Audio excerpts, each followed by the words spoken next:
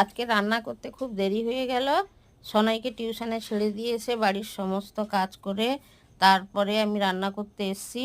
এখন ঘড়িতে প্রায় 9টা বেজে গেছে।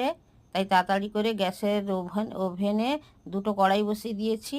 একধারে মশলা কষা হচ্ছে আর একধারে আমার সবজিকে কষা হচ্ছে। সোনার বাবা 9:30টায় বেরিয়ে গেলে মেয়েকে টিউশন থেকে আনতে যেতে হবে।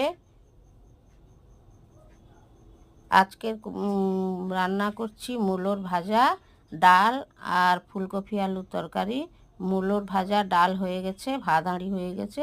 এবার ফুলকপি আলুর তরকারিটা হলেই হয়ে গেলে সোনাইয়ের বাবাকে আমি খেতে দিয়ে দেবো। আমার ভিডিওটা কেমন হয়েছে একটা লাইক করো এবং আমার চ্যানেলটাকে একটা সাবস্ক্রাইব করো আর কমেন্ট করো।